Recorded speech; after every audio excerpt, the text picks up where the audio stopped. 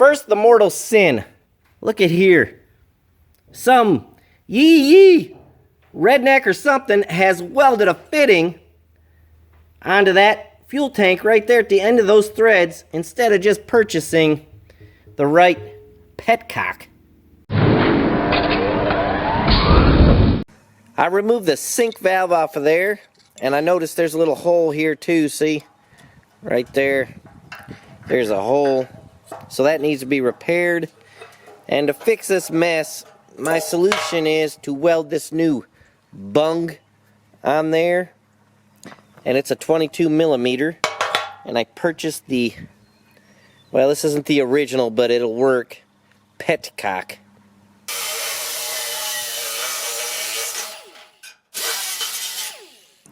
So I trimmed down my bung to fit, tapered it just a little bit, and I flattened the tank. It's going to fit right there. There's our hole, cleaned up the area. You see what's going on here. I'm going to weld it up. I'm not going to film this welding just because I'm worried about my camera, but I will show you the results, good or bad. First attempt was a complete fail. The metal's just so thin, it just globbed. I just made a mess of it, so no big deal. I cut it out. I'll clean this up. I'm going to make a thicker patch here so when I weld it, it'll bleed down after I weld its bung to that solid piece of steel.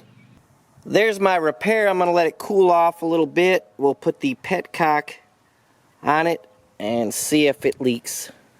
Told you I'd show it to you whether it was good or bad, and there it is. Pretty bad.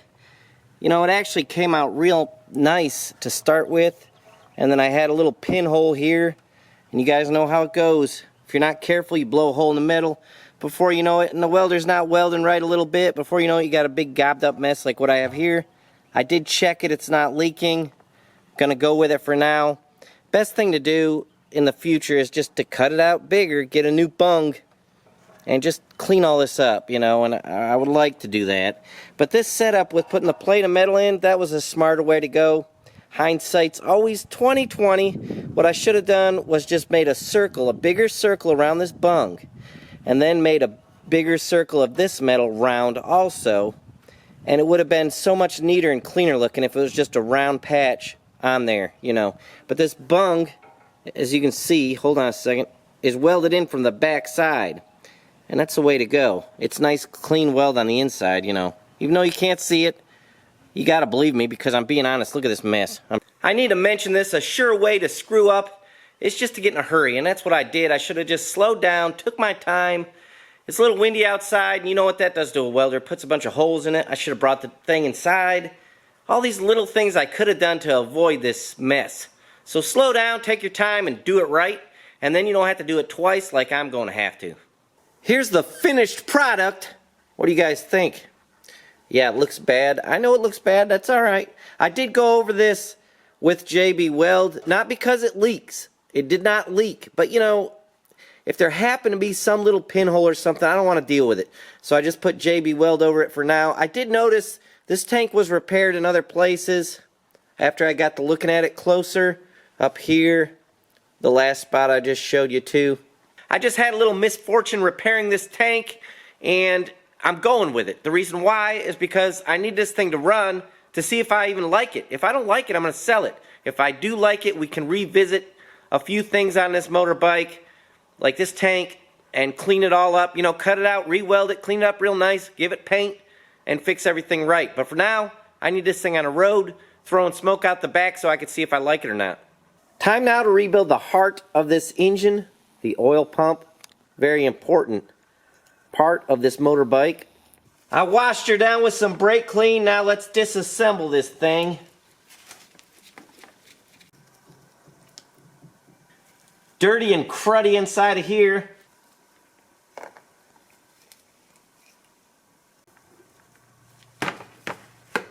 Pretty sure there's little washers. Yeah, it's got Teflon washers on each side of this banjo fitting.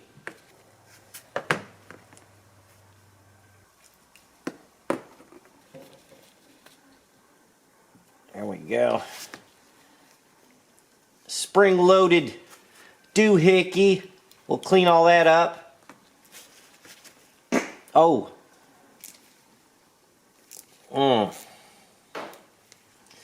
Reverse threads on that one, guys. Come on, seal. Oh, look at there. Ah, baby, come on. There you go. Nice. That wasn't too bad. These gloves are hard to deal with, but my hands are all dried up, and I don't like that grease and oil to get soaked in them, you know. There's our first seal out. When you take these seals out, don't jab the side of the housing or the inside of this shaft, because for obvious reasons. You don't need to ruin stuff. There you go. 2 seals out. Even if these seals aren't bad, isn't it good to go in here and clean this pump all up nice and fresh? Yes. Yes, I think it is. Whoop!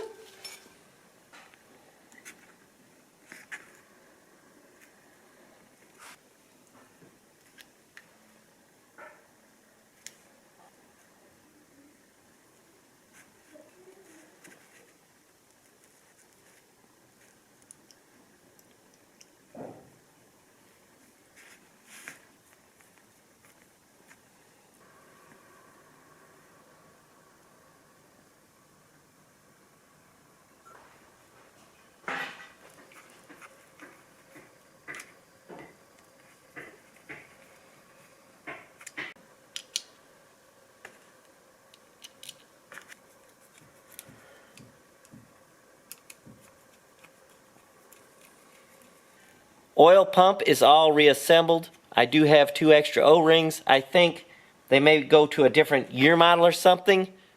I couldn't find them in this pump, so maybe I'm wrong, I'm not sure.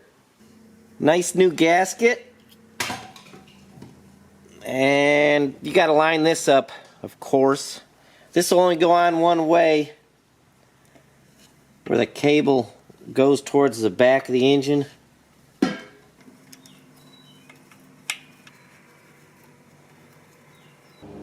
I couldn't stand that there was 2 more O-rings. I didn't know where they went, so I researched some more.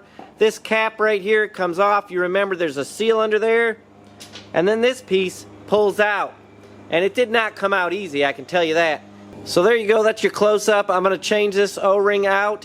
And then the last little one, I think it just goes right here on that bolt with the reverse threads. It has an aluminum washer. They probably just put the O-ring there. That's all I can figure. So I'm going to get this straightened up real quick. Now let's talk about these oil lines. This is an urgent matter, guys. If someone out there is working on one of these for the first time and don't know about these things, I'm going to give you a little advice, a little help, if you will, so to speak. These are my original lines.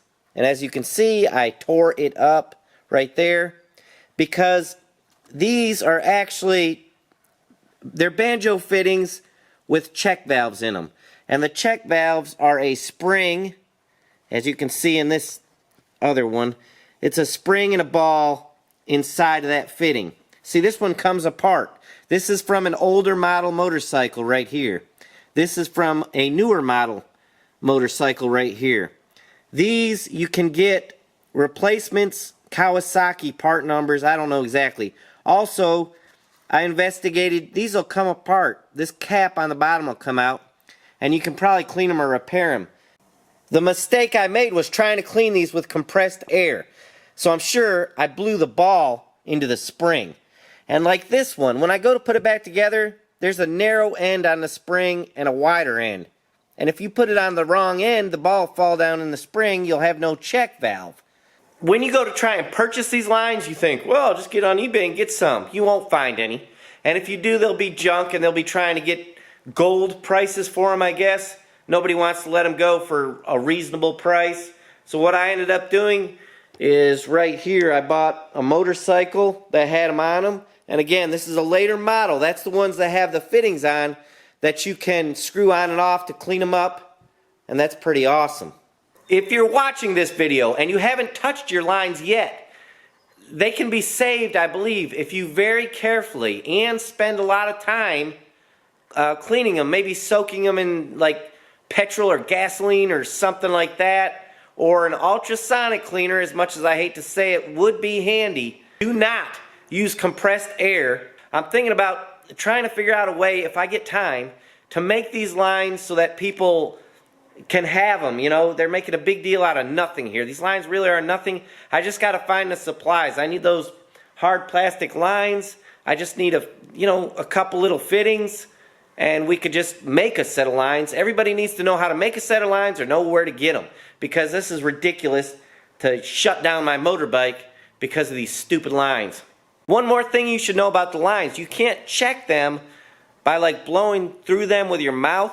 You'll think they're stopped up, but they're not. It's just the check valves are a little bit stout, so you can't check them like that. I would think you could use something like this maybe to push oil through them, you know, to check them that way. But keep that in mind. Don't think they're stopped up. They may not be. It may just be the check valves working properly. Remember, there's Teflon washers, one on each side of the banjo fitting.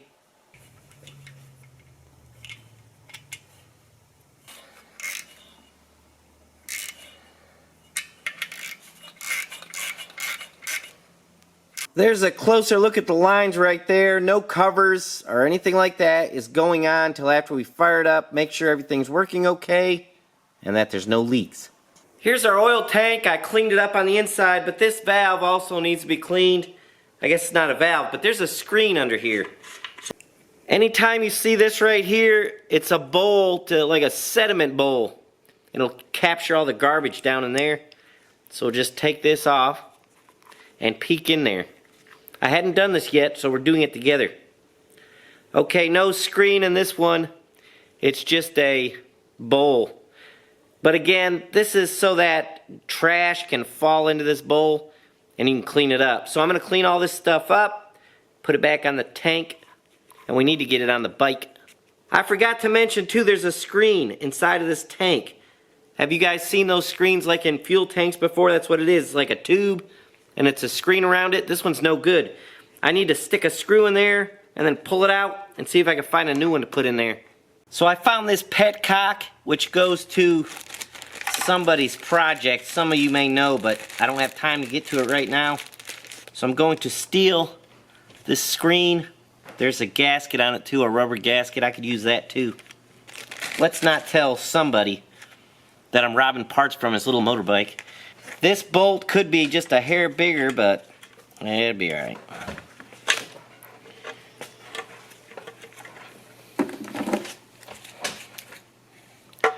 Here's some pliers sitting here. Look at that. That worked well. Look. That actually worked pretty good. There it is, and this should have a screen all the way around it like I was saying. And I have this to replace it if it'll fit in there, and I think it will. So here we go, it's all cleaned up. The length on these makes no difference. See, it's a lot longer, this strainer, than this one. That's okay, we're not worried about it. Make sure the inside diameter of the hole is the same though, and I checked it and it's good. We'll just shove her up in here. It's gonna be a tight fit. Remember the old one was. That's how it stays put in there. This piece right here will come off. It's a reverse threads, left-handed threads, and there's an O-ring that fits inside of there. See, I replaced it with a green one. It had a black one. We'll put a new O-ring in there before we tighten it up on here. This is normal right-handed threads. The reason they do this is so that you can adjust this part a little bit to make the line fit without being stressed, you know. You got movement and all this stuff. One more thing to note before I put it on there, a vent hose right there. See that? That is your vent. I'll put a piece of hose on it and I don't know, a sponge or something on the end of it. I don't know.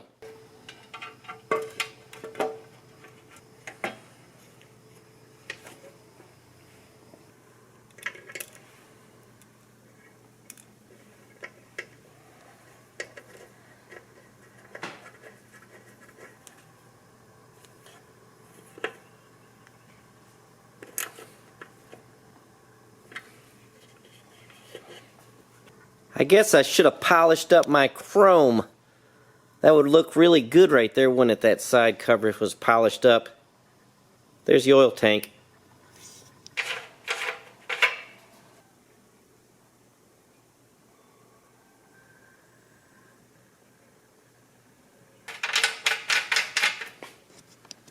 1,200 cc's of oil.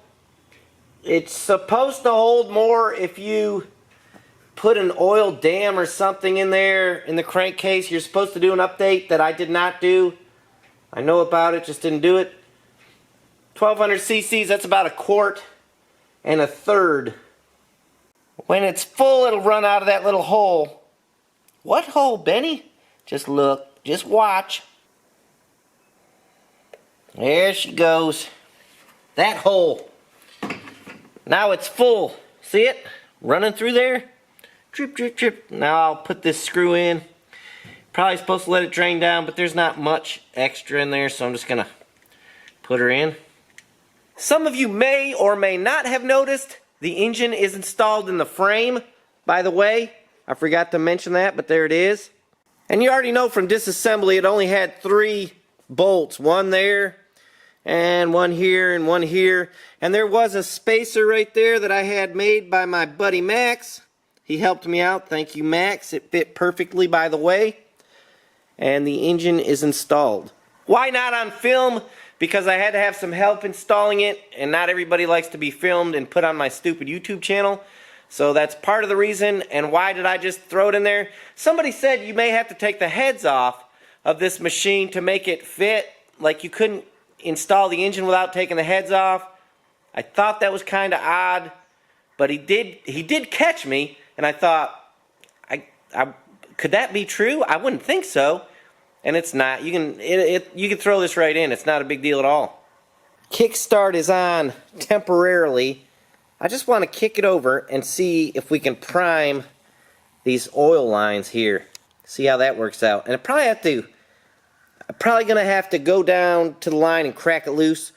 But I thought, why not kick it over a little and just see what happens first. I don't plan on this working, but I thought I'd try it anyways.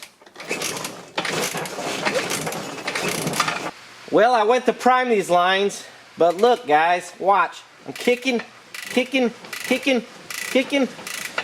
Nothing's happening. It's like it's not engaging everything to kick it over. You know, so I don't know if this is a major deal or a minor deal. But that's it for this video. It's not over yet, guys. I lucked out. I just tapped the end of the clutch rod. I was wondering, the clutch looked like it was all the way out, or whatever, in I meant. So I just tapped it with this rubber hammer right here. Now, look what happens. Spark plugs are in for demonstration purposes. Listen to this thing. Oh. Ooh. Oh. Woo. So, I'll take the plugs out and we will carry on with trying to prime these lines. No need to waste any more time. I'm going to crack this line loose so we can get this dealio done. This should, there it goes, look, can you see it guys? I hope you're seeing that. This oil, there it goes, look. Awesome. So that's getting it into the pump. From there, we got to get it into these other lines. Now I'll kick it over and you guys see if you see it going through these lines here. Hopefully everything will work out. I'm hooking a hose up to the vent pipe, and now from over here I'm going to blow through that. See me? I'm going to blow through this vent pipe and see if I can build up a little pressure to get it coming through here, and then we'll kick it over and see what happens.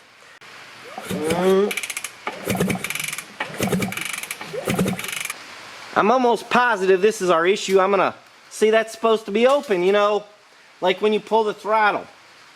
So I'll open her up, hold it in place somehow.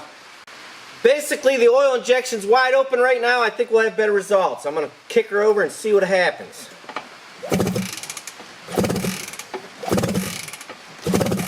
Well, that's not going to work. After doing a little research, I believe this thing's going to have to be running for the oil to go through those lines. I could prime those lines up. The reason I'm not going to do that, the pump is primed now, but the reason I'm not priming those other lines is because I want to see the pump work. I want to make sure that there's oil flowing through there. So I'm just going to use premix. The first start, as soon as it starts, oil really should just shoot through there. It's a worm gear pump, and it should just, on the very first start, oil should just flow through there quick. We'll just have to check it then when we get it running. I want to thank everybody for watching and sticking with me on this project. It's been so much fun.